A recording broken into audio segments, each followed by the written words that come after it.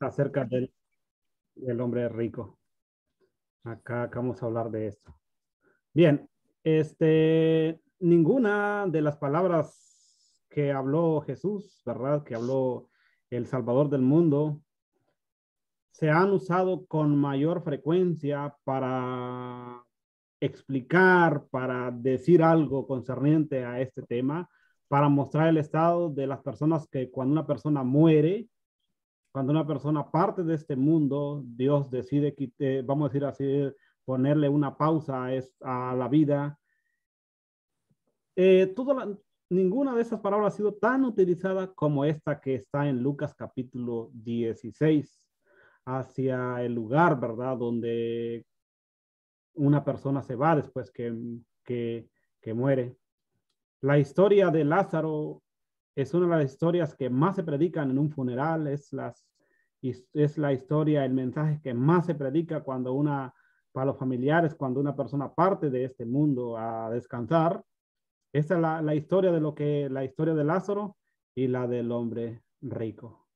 Así que con el favor de Dios y con las palabras que Dios ponga en nuestra mente y en nuestra boca a través de el Santo Espíritu, que es el que nos da las palabras fáciles para poder explicar, vamos a tratar vamos a llevar la explicación desde el punto de vista judío, no desde el punto de vista occidental, la creencia que tenemos nosotros acá en el área occidental, sino lo vamos a ver con el lente judío. Y para esto vamos a utilizar las versiones más conocidas, como es la Reina Valera.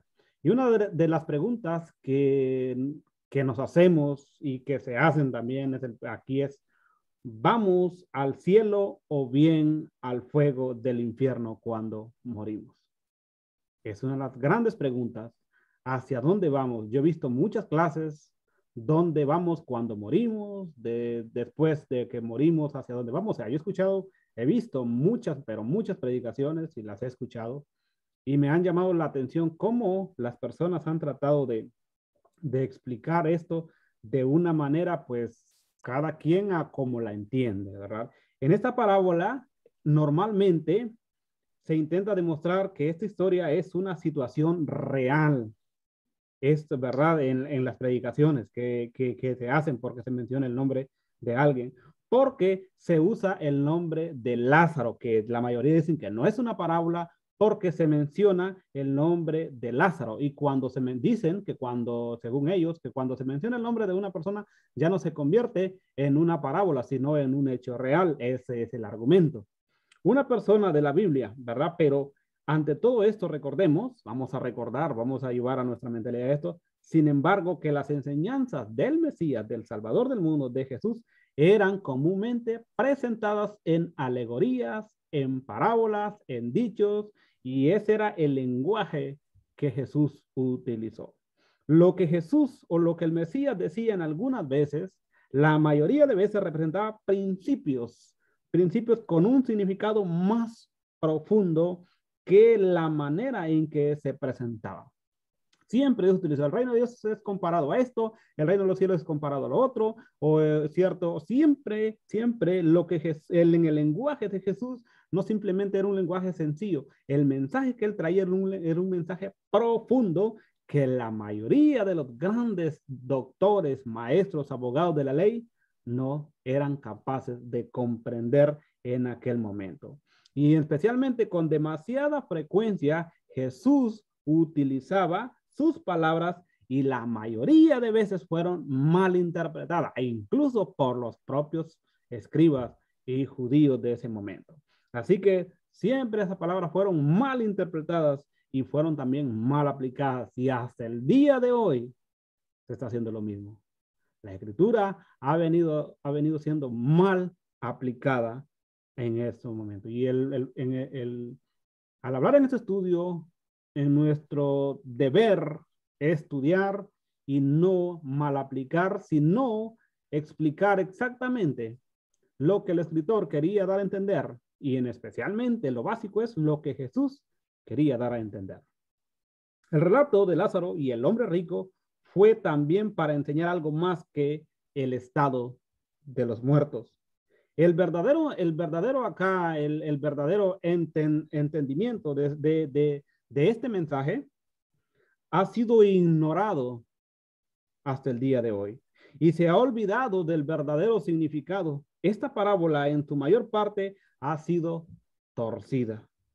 Así que la interpretación común que significa que los buenos van al cielo y los impíos o los malos van al infierno es contrario al resto de las escrituras. Va en contra de las escrituras sobre el tema de la muerte. Ahora, ojo con esto, hermanos. Ojo con esto que nos van a escuchar en diferido, en la grabación que va a quedar. Que ninguna interpretación puede ser exacta si se oponen otros pasajes de la escritura.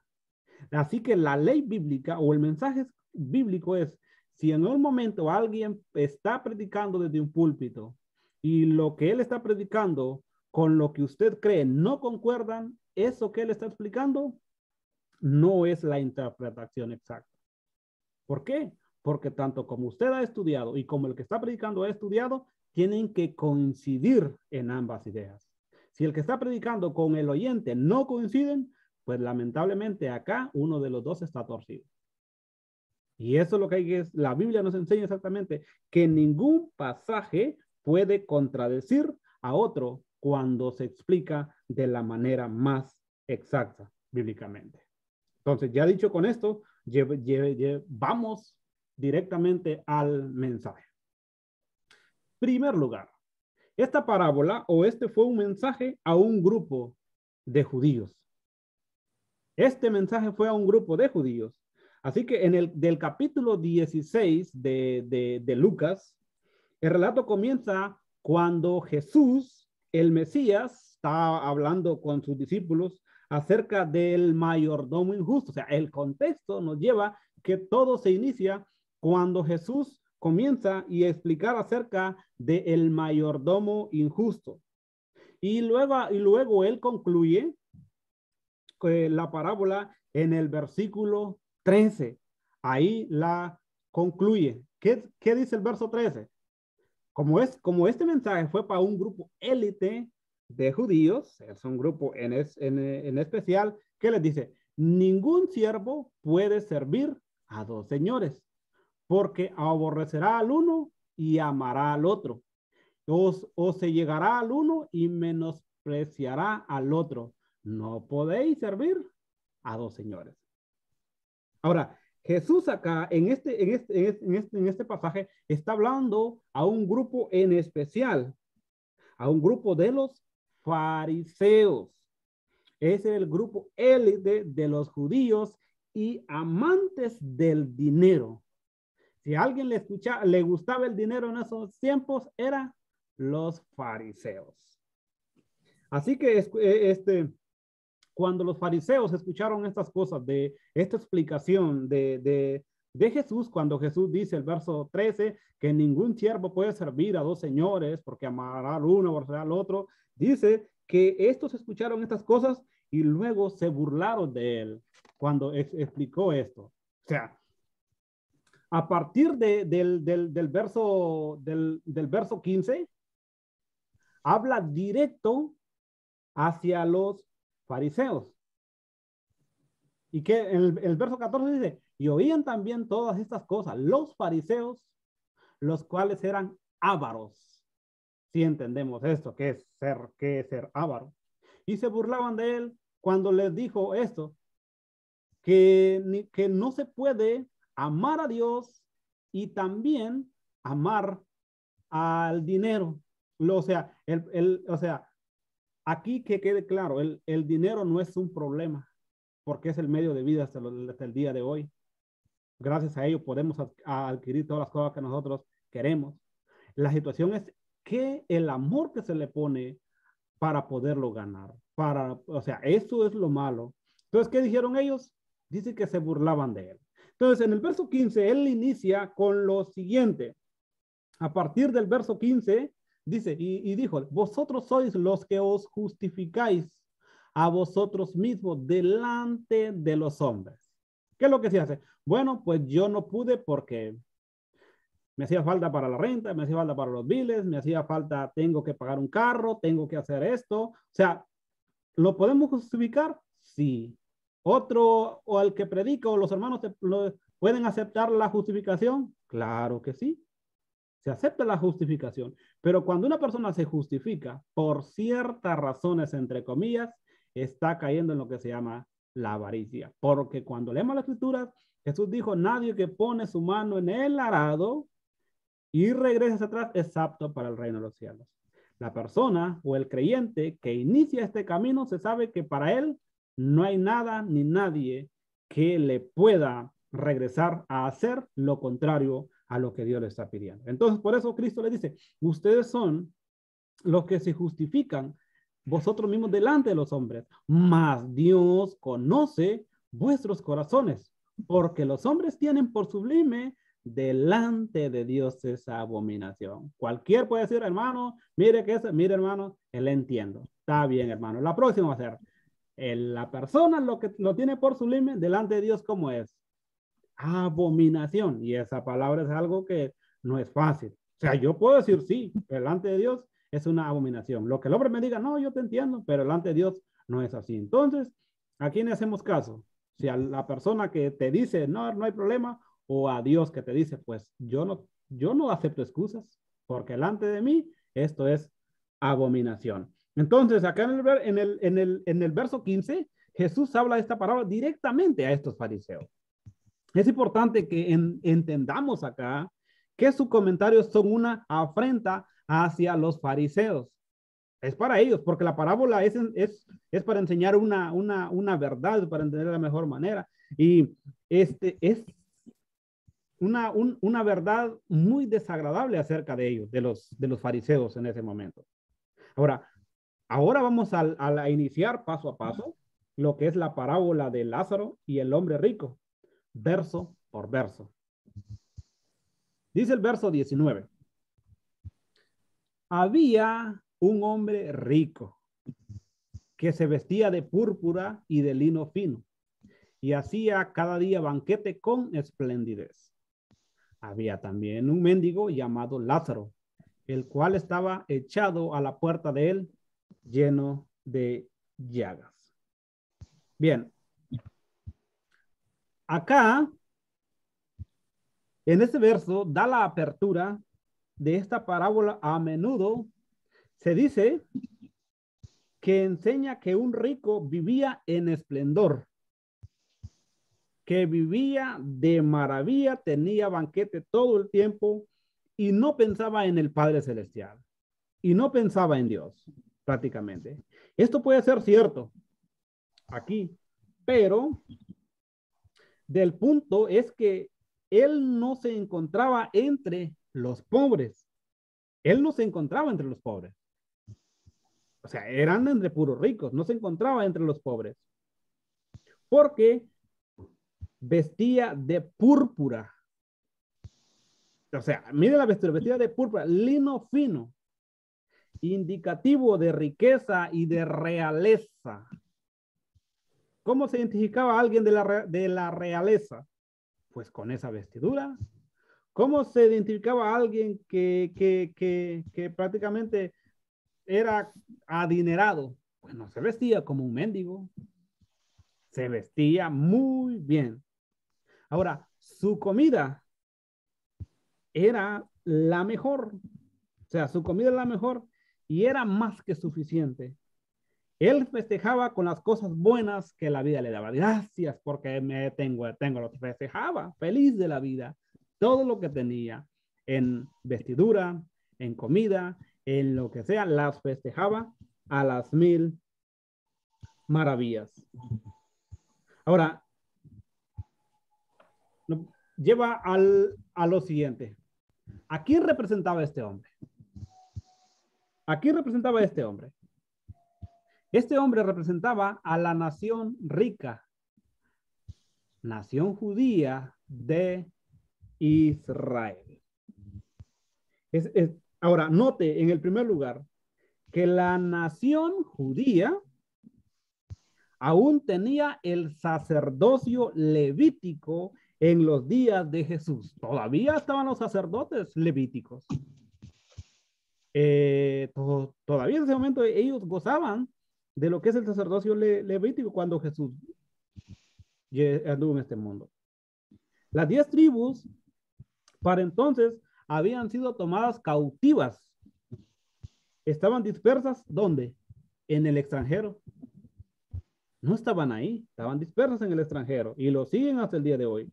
En especialmente, la tribu de Judá se vio favorecida y era a partir de la nación de Judá y de su linaje real que habrían de salir los reyes, como se predijo en Génesis capítulo 49, verso 8 al 12. Miremos lo que dice Génesis 49, 8 al 12.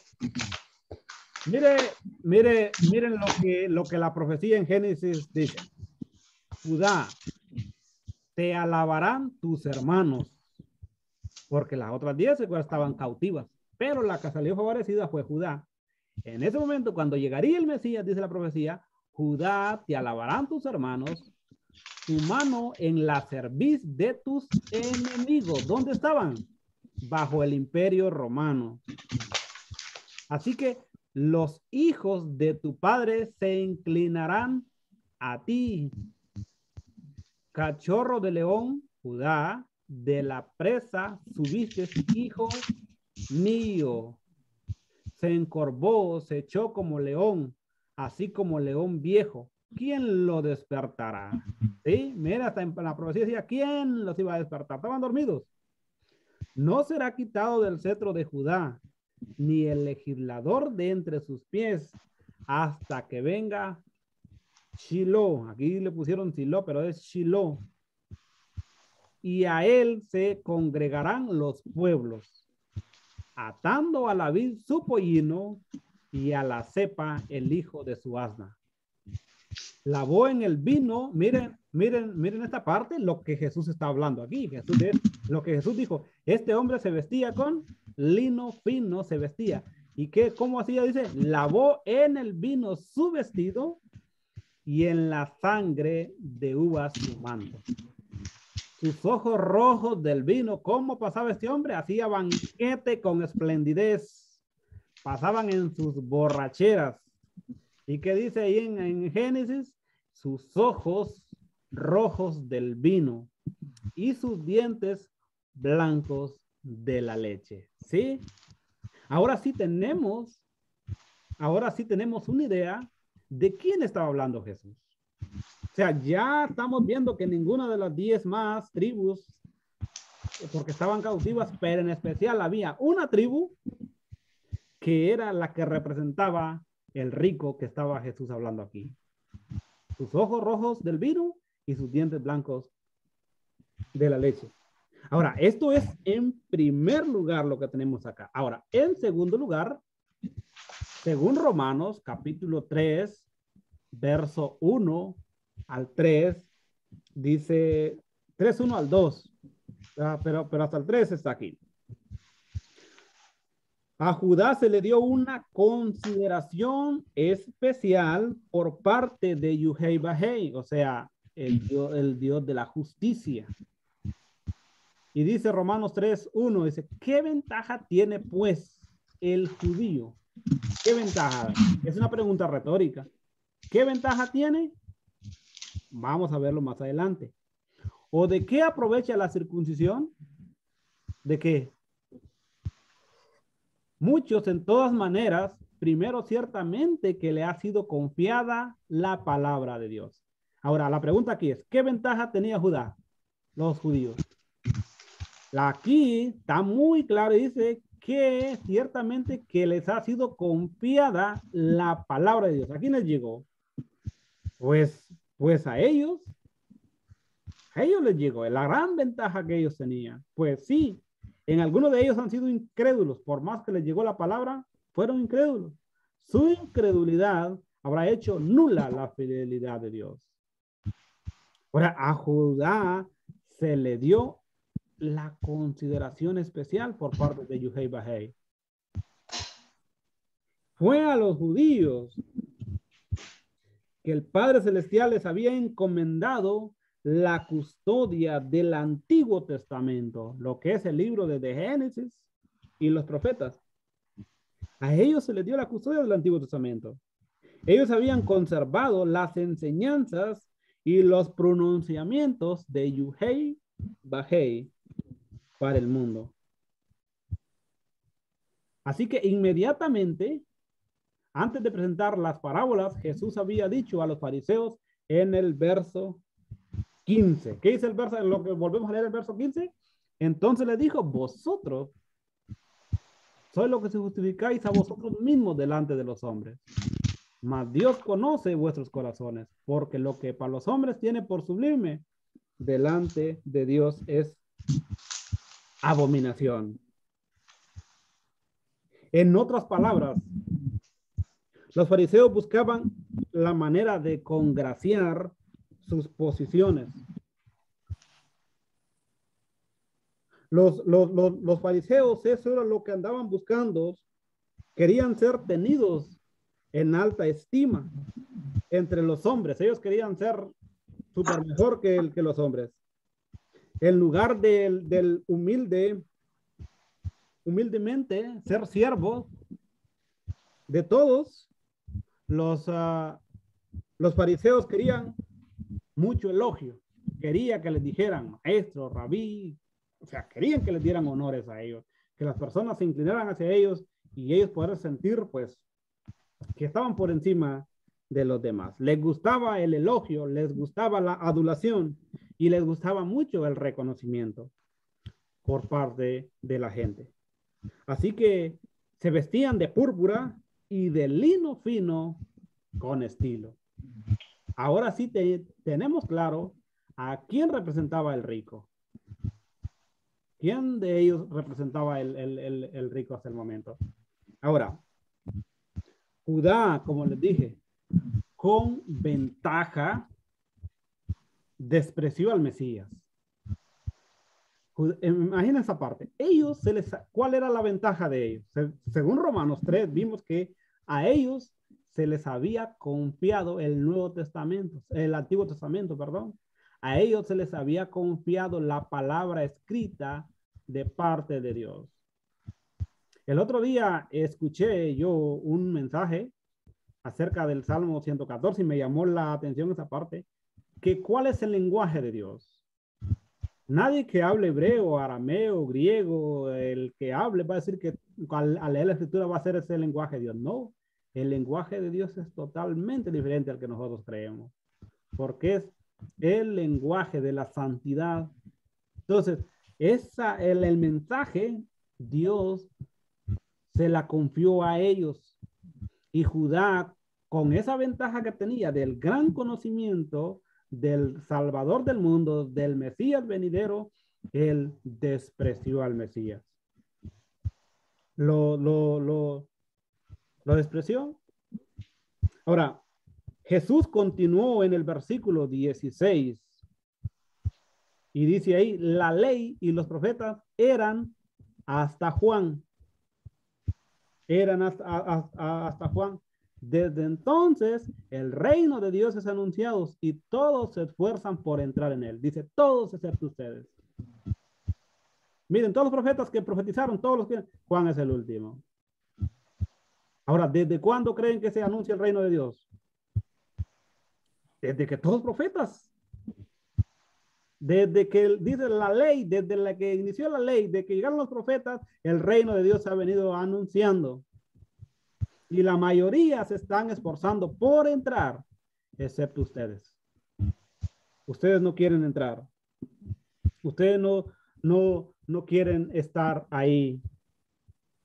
Así que Jesús les estaba diciendo que el mensaje del reino venidero, de Yuhei Bajei, o de Dios de justicia, se estaba proclamando a sí mismo como el representante, o sea, Jesús se estaba proclamando a sí mismo como el representante de ese reino.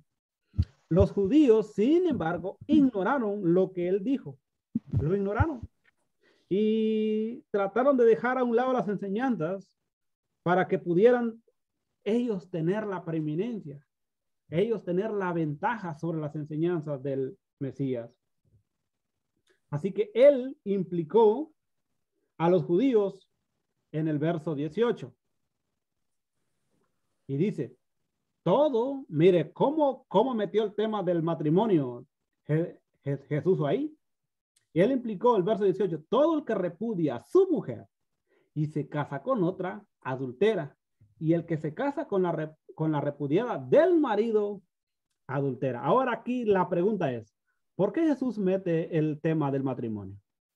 ¿Por qué Jesús usa aquí el tema del matrimonio? Dice el que abandona a su esposa y se casa con otra comete adulterio. Y cualquiera que se case con la que fue abandonada por su esposo comete adulterio. Ahora, la razón por la que el Mesías introdujo acá el tema del adulterio fue porque los fariseos o los judíos de ese momento, especialmente Judá, cometieron adulterio espiritual al establecer sus propias ideas y sus propias tradiciones y costumbres en lugar de mirar en la Biblia o en el Tanaj, como se dice, para asegurarse que estuvieran en armonía con el significado y el sentido de la palabra de Dios. O sea, ellos utilizaron su propia enseñanza, su propia tradición. O sea, ellos cometieron, al momento de aplicar sus propias enseñanzas, ellos cometieron adulterio espiritual. Y lo que Jesús le está diciendo acá es, todo el que repudia a su mujer y se casa con otra, comete adulterio. Ustedes estaban casados con Dios. Ustedes estaban casados con el Dios de justicia. Pero al momento que usted pone sus propias enseñanzas, ustedes están cometiendo adulterio espiritual en contra de Yuhei Bahei.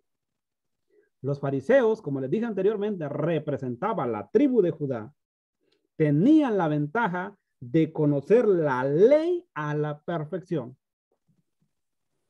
Ellos de la edad de 12, 15 años ya tenían memorizado lo que se llama la Torá. Y tanto era que ellos hasta la cantaban.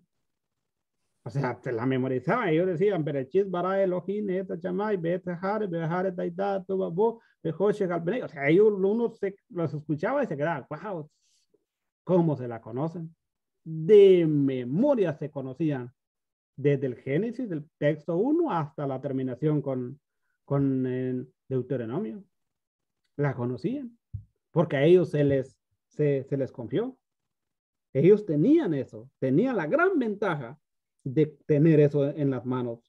Así como tener, dije anteriormente, el sacerdocio en medio de ellos, el sacerdocio levítico. Vivían de una manera ricamente, riquísimo. Su comida era la mejor que podía existir, la mejor. Y más que es, más que abundante. Tenían y todavía tenían más. Festejaban con las cosas buenas de la vida. Lo mejor, ellos, pues, como dicen por acá, sacaban la casa por la ventana. Y tenían la llave para el conocimiento de la vida por venir. Pues tú hablabas o nosotros hablamos con un gentil de ese entonces, ¿qué creía? No más que el que ahí, excepto el judío, su mentalidad va más allá del límite normal de nosotros. Ellos no piensan como nosotros. Ellos piensan mucho más allá. O sea, porque Dios a ellos, como dice Romanos 3, les dio la llave para el conocimiento de la vida por venir. ¿De dónde conocemos nosotros que hay una vida eterna? Pues a nosotros no nos dijeron los mayas, los incas, no, nosotros conocemos que hay una vida más allá, una vida por venir, gracias al conocimiento que Dios le dio a esto. Y grandes escritores, grandes sabios, grandes maestros, grandes rabí, como Pablo, que es uno de los rabí más conocidos, que dejó en su escritura y tenemos que hay vida eterna. El Nuevo Testamento vino a darle el toque, como dice, para decir que sí hay vida eterna. Entonces es hermoso esto que estamos viendo. Ahora, aquí viene el punto. ¿Por qué Jesús introdujo esta parte, lo que estamos viendo? ¿Por qué Jesús fue que introdujo esto? Por lo mismo que él estaba diciendo, porque ellos metieron su propia enseñanza. Lamentablemente eso fue lo que pasó. Y el adulterio es algo que la Biblia es de los pecados más graves que pueda existir. Ahora, y al momento de que ellos no lo reconocieron, en cierto momento lo quisieron mandarlo por un despeñadero. O sea, todavía hasta eso, o sea, no lo rechazaron. Y del momento que lo rechazaron, ellos cometieron el adulterio espiritual. Ahora, vamos a la siguiente. Aquí Jesús entra al corazón de la alegoría. Aquí vamos a la parte importante. Acá Jesús entra lo que es al corazón del mensaje. Verso 20 y verso 21. Había también un mendigo llamado Lázaro que se estaba echado a la puerta de aquel lleno de llagas y ansiaba saciarse de las migajas que caían de la mesa del rico. Y aún los perros venían y le lamían las llagas. Bien. Cuando llegamos a esta parte, vemos en esta parábola, vemos en este mensaje que los hombres se encuentran en extremos opuestos. Uno es rico, el otro es pobre. Uno tenía comida, el otro no tenía comida. El uno tenía dinero, el otro no tenía dinero. El uno estaba sano de su cuerpo, el otro estaba lleno de llagas. El uno le festejaban los criados, le servían, el otro tenía los perros que le lamían las llagas. O sea, estaban en sentidos opuestos. La escala social y la escala financiera. Uno disfrutaba de la riqueza y las comodidades del mundo, mientras el otro hundido en la pobreza y la enfermedad. El hombre rico tenía todo en la vida. Todo en la vida. El mendigo dependía de las migajas que caían de la mesa del hombre rico. De ahí dependía el mendigo, ¿verdad? De lo que caía ahí. Ahora, el mendigo nunca fue invitado para unirse al banquete por ellos. Nunca le hicieron un llamado, hey, aunque sea por hoy, mira, pasa a comer algo. Nunca fue invitado. Recuerde, ¿quiénes hacían la invitación? Aquí estamos hablando de los fariseos en representación de la tribu de Judá. ¿Quién era el hombre rico? Eran los fariseos y era la tribu de Judá. Ahora, por parte de ellos, ese que estaba allá a la puerta nunca fue invitado para unirse al banquete. Pero el pobre o el mendigo, pero este yacía a la puerta del hombre rico en espera de cualquier cosa que fuera desechada de esa casa de la abundancia del hombre rico. ¿Cómo estaba el pobre? Esperando algo que desechaban de la basura, de lo que les sobraba, para poderlo aprovechar. Ahora, ¿qué dice Pablo en Romanos capítulo 11, verso 9 y 10? Aquí, y David dice, se ha vuelto su convite en trampa y en red, en tropezadero y en retribución. Eso dice el 9. ¿Qué dijo David? Se han vuelto su convite, o sea, la persona que lo envía, en trampa y en red, en tropezadero y en retribución. Se han oscurecido sus ojos para que no vean y agobiales la espalda para siempre. Ahora, ¿qué es lo que tenemos acá? Él utiliza acá el símbolo de la mesa para mostrar que los fariseos creían que su prosperidad era una señal de la bendición de Yuhei Bahei. Eso era lo que ellos creían. Pero por su actitud, ellos convirtieron su prosperidad en una maldición, en una trampa, en una red para enredarse en ella. Y tanto es que sus ojos fueron oscurecidos. No veían. ¿Qué hizo Dios? ¿Qué fue lo que hizo? O sea, de la manera en lo que Dios hizo, pues digamos que fue lo justo, porque Dios es un Dios de justicia. Ahora, Ya viendo toda esta parte, quién era el rico, qué loco, o sea, cómo nunca fue invitado ni a un banquete tan siquiera este mendigo que estaba ahí, que se llama Lázaro. Ahora aquí viene lo siguiente. ¿Quién era Lázaro? Ya vimos el rico. ¿Estamos claros? Sí, estamos claros. Sí, estamos claros el momento, ¿va? ¿Quién es el hombre? Sí. Ahora vamos a investigar, ahora vamos a ver la identidad de Lázaro. ¿Quién era Lázaro? Porque hasta el rico ya lo tenemos claro. Ahora viene lo que es el Lázaro. Bueno, la identidad de Lázaro. La nota de la Companion Bible, que es una de las versiones al pie de página, muestra que el nombre de Lázaro es ¿cómo se llama? Es una contracción talmúdica del hebreo Eleazar. ¿Qué significa él ha ayudado? Él ha ayudado. Y este nombre me llamó a mí la atención porque yo a mi hijo cuando nació le puse Eliezer. Eli es Dios, o él es Dios, y ser viene de ayudar. Entonces, como la palabra Natán también, él ayudó, y es como Ezra también es ayudar, el que se compromete a ayudar en algo. De ahí viene la palabra. Y me llamó la atención que yo le puse así, porque eso quiere decir Jehová me ayudará. Esa es la idea, él me va a ayudar. Entonces, por eso le puse y gracias a Dios estoy acá. Entonces, todo tiene significado. Entonces, Lázaro o Eliezer, Eleazar, que significa el ayudado, Lázaro, aquí es Eleazar en el hebreo. Así que Lázaro no fue bendecido por ser parte de la familia del hombre rico. No fue parte de ahí. A él no se le dio el alimento ni la bendición que se le dio al rico. ¿Cuál fue la bendición que se le dio al rico? Génesis capítulo 15, versos 2 y 3. Aquí está. Y le respondió Abraham, Señor Jehová, ¿qué me darás siendo así que ando sin hijo? Y el mayordomo de mi casa, este Damaseno, Lázaro, si lo tradujéramos a al castellano, este Damaseno, Lázaro, dijo también Abraham, mira, que no me has dado prole. He aquí que será mi heredero, un esclavo nacido en mi casa. ¿Era parte de eso? No, no era parte. A él no se le dio esa bendición de, del alimento y todo en ese lugar, de nacer dentro de esa familia de los ricos.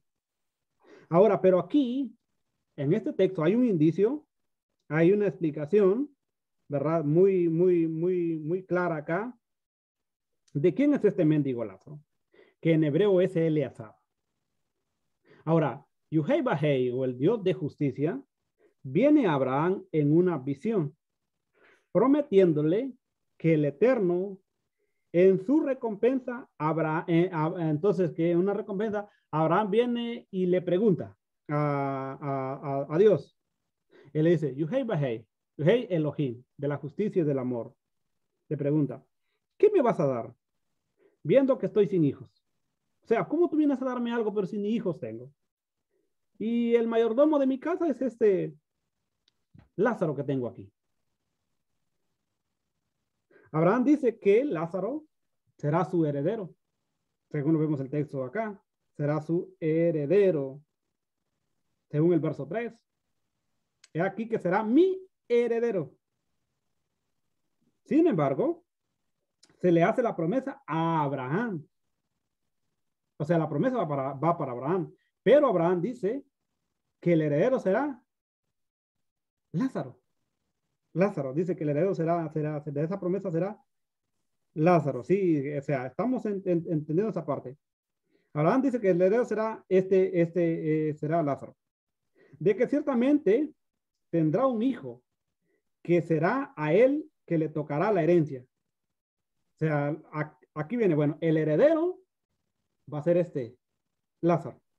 Pero, dice, yo sé que tendrá un hijo que a él le tocará la herencia. Le va a tocar a él, o sea, que le va a tocar la herencia es a un hijo nacido de él, de Abraham, que va a tener un hijo y se le va a dar la herencia. Pero el heredero será Lázaro, el esclavo, ese que nació en su casa, ese. Ahora, vamos de vuelta a la parábola. De vuelta a la parábola aquí. Según el verso 21 de Lucas, nos dice en este texto que los perros lamían las llagas de Lázaro. ¿Qué aprendemos en el significado de perros? Por Mateo capítulo 15, verso 22 hasta el 26, dice lo siguiente. He aquí una mujer cananea que había salido de aquella región clamaba diciéndole, Señor, hijo de David, ten misericordia de mí. Mi hija es gravemente atormentada por un demonio. Pero Jesús no le respondió palabra. Entonces acercándose a sus discípulos le rogaron diciendo, despídela, pues da voces tras nosotros. Él respondió y dijo, no soy enviado sino a las ovejas perdidas de la casa de Israel. Entonces ella vino y se postró ante él diciendo, Señor, socórreme, sálvame. Respondiendo le dijo, no está bien tomar el pan de los hijos y echarlo a los perrillos. ¿Ustedes creen que estaba bien, según este texto, que ese rico que vestía con esplendidez pudiera compartir con el mendigo Lázaro lo que estaba ahí? No estaba bien, ¿verdad? Porque es lo que está diciendo acá el texto, lo que Jesús dice, no está bien tomar el pan de los hijos y echarlo a los perrillos. Es interesante cómo vamos viendo esta parte. Aprendemos que el significado de los perros en Mateo capítulo 15, 22 al 26, cuando una mujer gentil de Canaán buscaba que Jesús sanara a su hija. Jesús viene y la ignora diciéndole, mira, no he sido enviado sino a las ovejas perdidas de la casa de Israel. Y ella le reverenció, se le arrodilló diciéndole, Rabí, ayúdame. Y lo que le respondió acá en el verso 26, no es correcto tomar el pan de los hijos para dárselo a los perros. No es correcto. Ahora, él implica aquí, ¿qué es lo que él implica acá Jesús?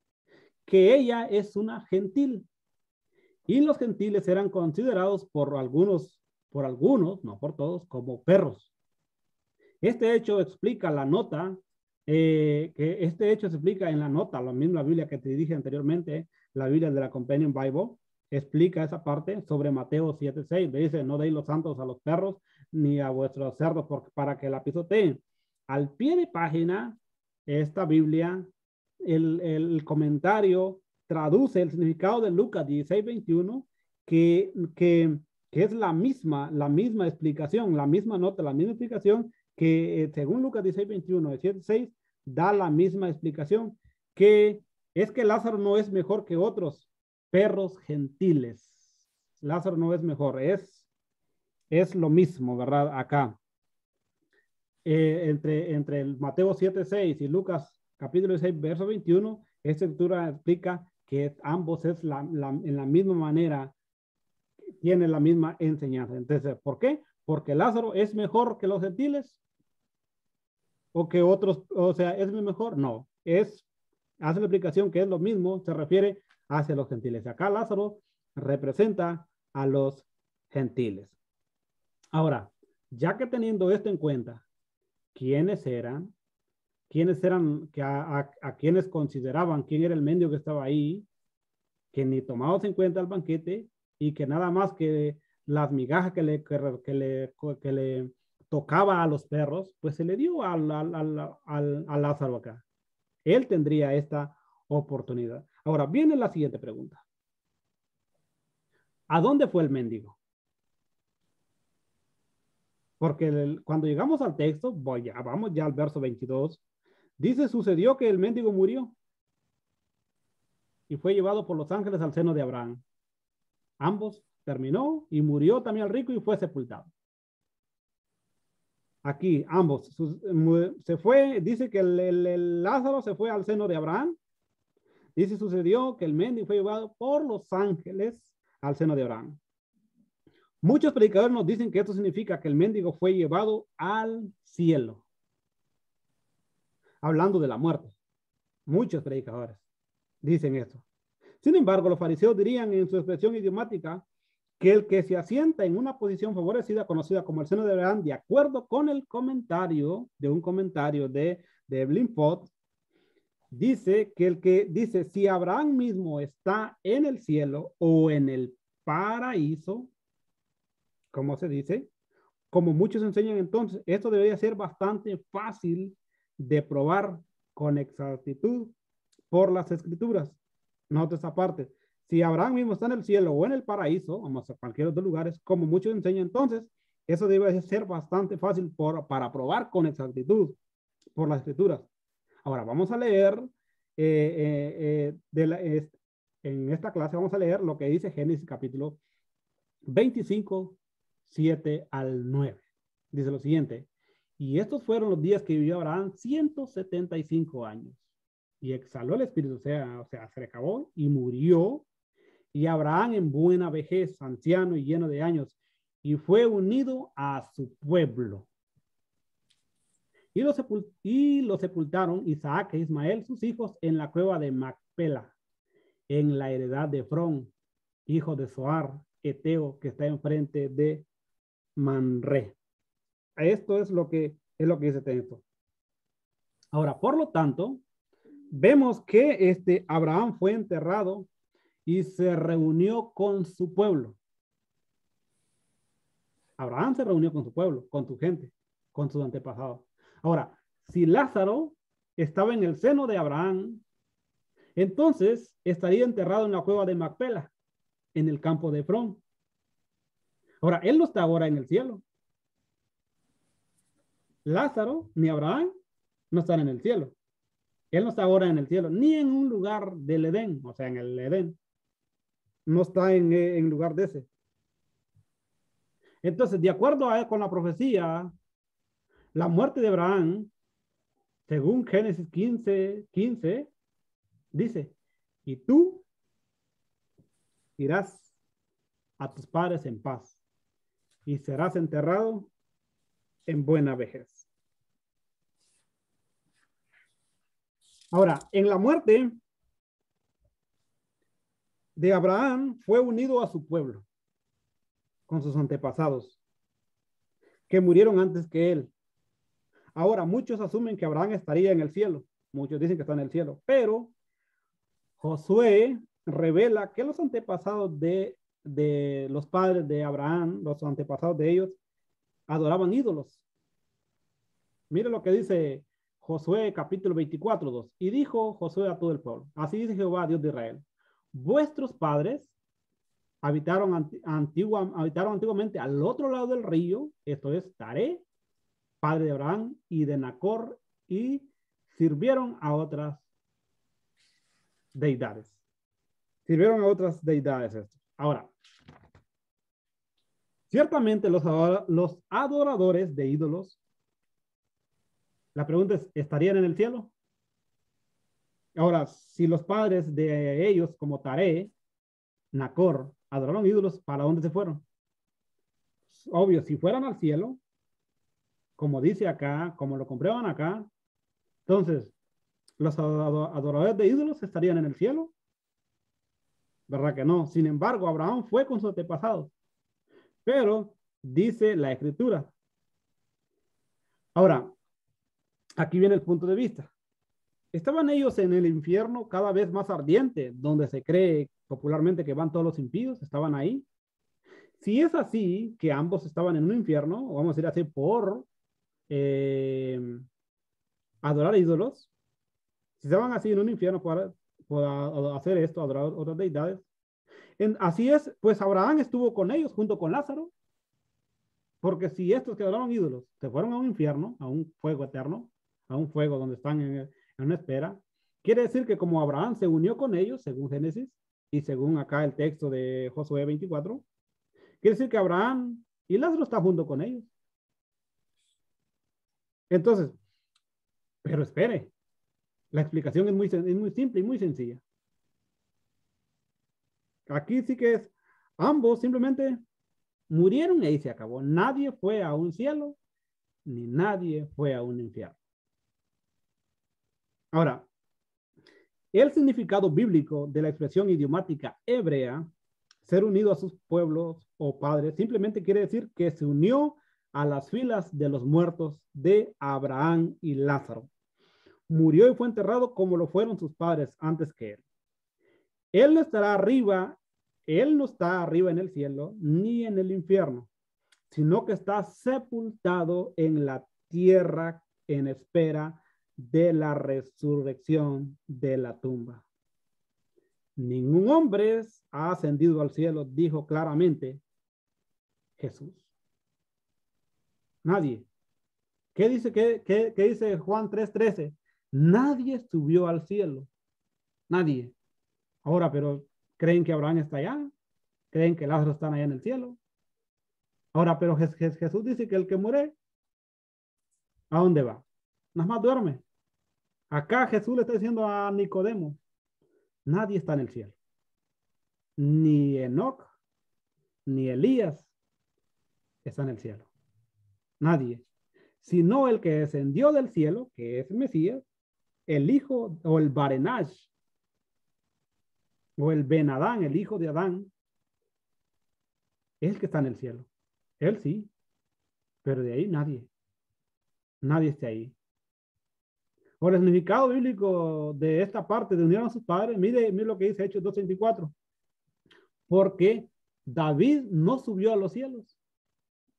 Ahora, pero si David dice que nadie tiene el corazón de Dios como David, y David estaría en el cielo. Pero ¿qué dice acá Pedro? David no subió a los cielos, ni está en el cielo. Pero él mismo dijo al Señor, a mi Señor, siéntate a mi diestra. Entonces, hasta ese momento lo tenemos claro que nadie está en el cielo. Nadie está en ese lugar. Cuando decir el seno de Abraham quiere decir que se unió a la fila de los muertos que le siguen a Abraham. Ahora, verso 22. Continuamos con el verso 22. Aconteció que murió el mendigo y fue llevado por los ángeles al seno de Abraham, y murió también el rico y fue sepultado. Ahora, es decir, tanto el mendigo como el hombre rico murieron y fueron puestos en las tumbas. Hasta ahí fueron enterrados. Ambos esperan la resurrección, tanto Abraham como Lázaro. Así que no hay diferencia entre ricos y pobres. La muerte nos llega a todos, tanto al rico como al pobre, nos lleva parejos, incluso hasta los animales.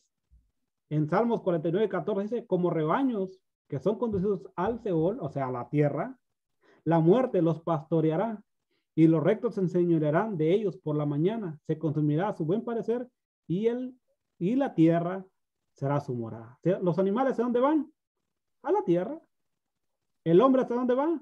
A la tierra, a la sepultura, al Seol, ahí van todos esos.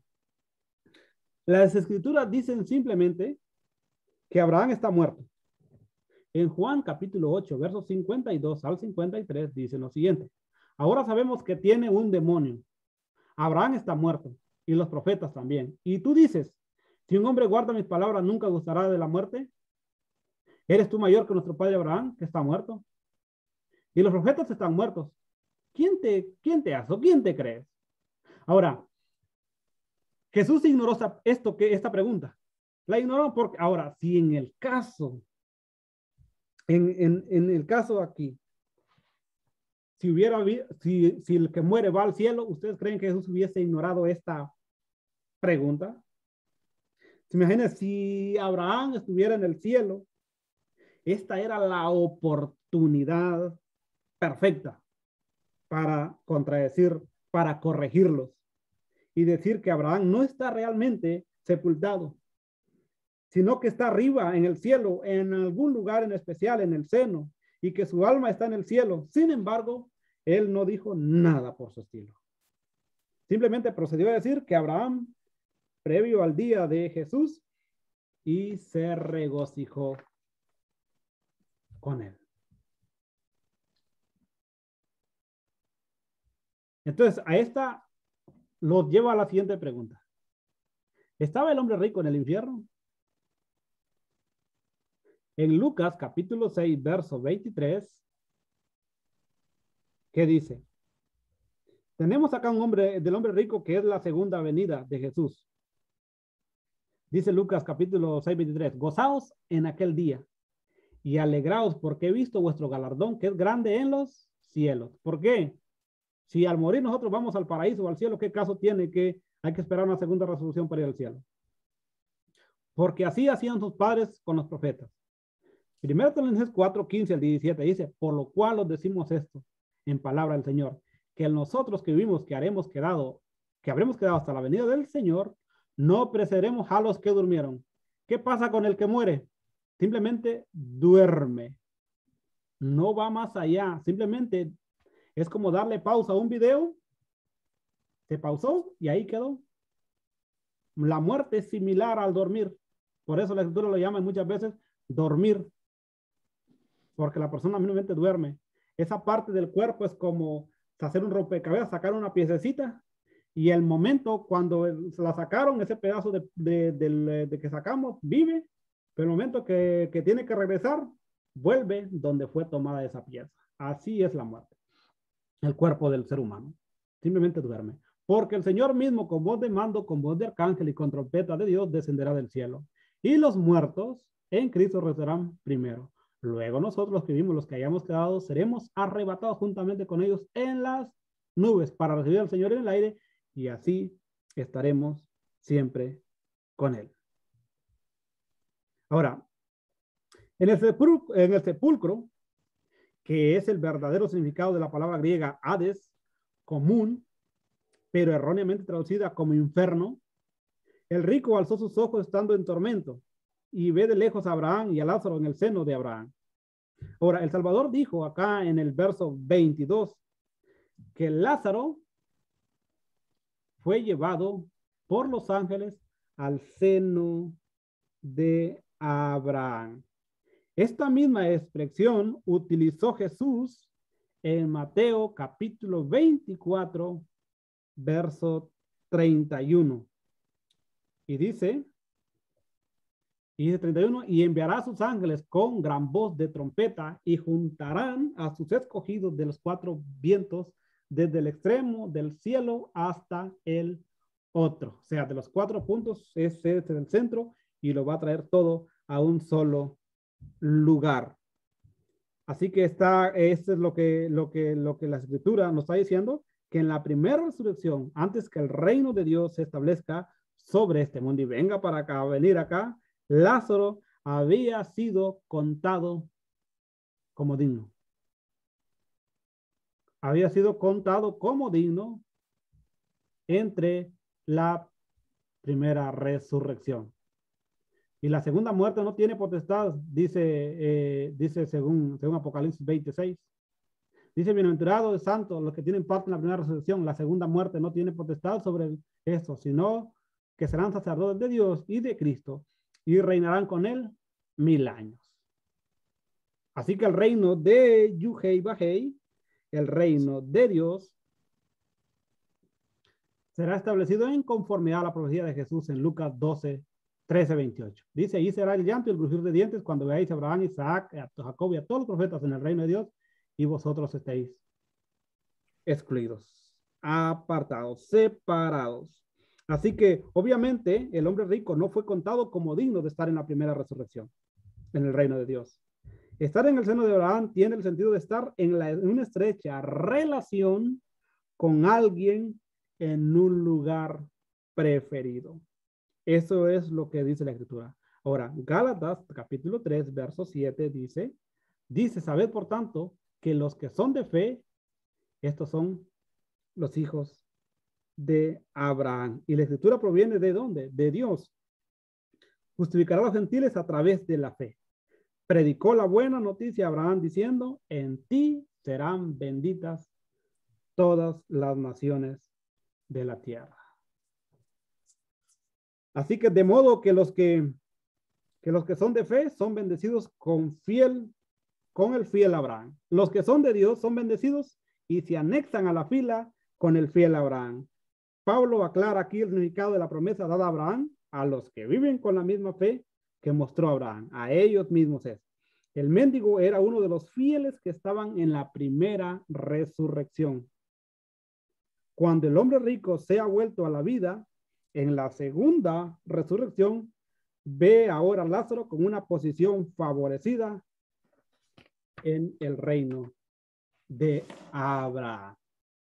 Y bien, hermanos, y hasta aquí, porque imagínense, me llevé incluso tiempo para llevarlo paso a paso, pero la segunda parte la vamos a llevar después vamos a explicar acerca de la angustia mental que dejó su boca fea cuando le dicen, manda a Lázaro que moje su punta de dedo en agua y refresque. Así que vamos a verlo en la siguiente clase, si nuestro Dios nos lo permite. Así que tienen algo que comentar o algo que anexar, pues es su tiempo.